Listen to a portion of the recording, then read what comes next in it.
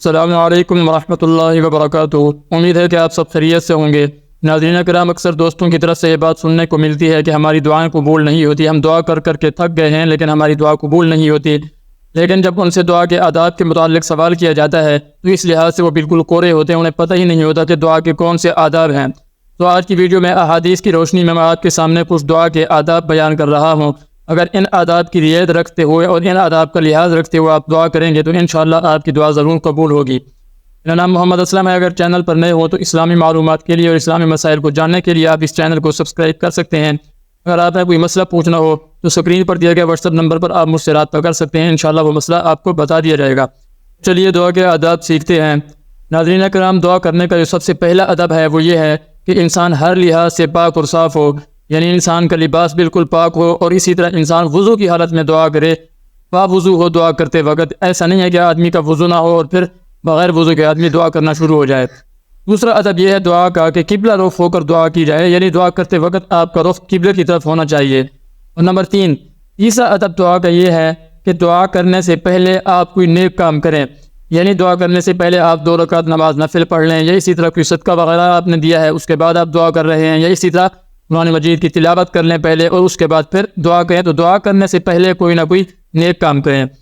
اور چوتھا ادب یہ ہے کہ دعا کرتے وقت آپ 2 زانو ہو کر بیٹھیں، یعنی جس طرح ہم نماز کی حالت میں بیٹھے ہوتے ہیں تو دعا کرتے وقت بھی ہمیں اسی حالت میں بیٹھنا چاہیے، 2 زانو ہو کر بیٹھنا چاہیے۔ اور پانچواں ادب یہ ہے کہ دعا کرتے وقت دعا کے اول و آخر میں اللہ رب العزت کی حمد و ثنا بیان کرنی ہے، اور اسی طرح دعا کے اول و آخر میں نبی اکرم صلی اللہ علیہ وآلہ وسلم کی ذات اقدس کے اوپر درود شریف پڑھنا ہے۔ چھٹا ادب یہ ہے دعا کا کہ دعا کرتے وقت اپنے دونوں ہاتھوں کو پھیلانا ہے اور مونڈھوں کے برابر اٹھانا ہے، یعنی اونچائی میں آپ کے جو ہاتھ ہیں یہ مونڈھوں کے بالکل برابر ہوں، اس طرح۔ یہ دعا کا چھٹا ادب ہے۔ اور ساتواں ادب یہ ہے کہ اللہ رب العزت کے سامنے اپنی محتاجی اور عاجزی کا اظہار کرنا ہے کہ یا اللہ میں محتاج ہوں، تو بے نیاز ہے، تو سب کو دینے والا ہے، میں عاجز ہوں۔ تو اس طرح اپنی محتاجی اور اپنی عاجزی کا اللہ رب العزت کے سامنے اظہار کرنا ہے۔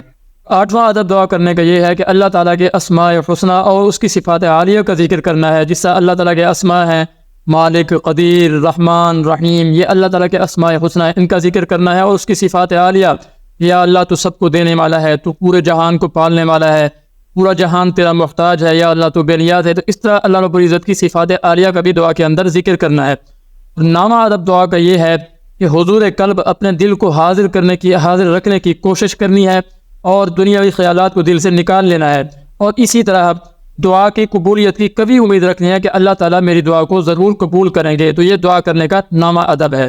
دعا کرنے کا 10واں ادب یہ ہے کہ اللہ رب العزت کی رحمت کو صرف اپنے لیے خاص نہیں کرنا، بلکہ اپنے لیے دعا کرنی ہے، والدین کے لیے دعا کرنی ہے، اور اسی طرح باقی سب مسلمانوں کے لیے دعا کرنی ہے۔ اپنی دعا کا دوسرے مسلمانوں کو بھی حصہ بنانا ہے، ان کے لیے بھی ضرور دعا کرنی ہے۔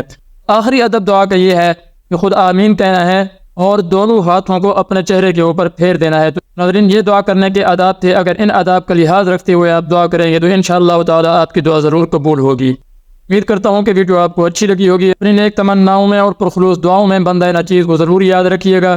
ملتے ہیں نیکسٹ ویڈیو میں انشاءاللہ تعالی۔ اپنا بہت سارا خیال رکھیے گا۔ اللہ حافظ۔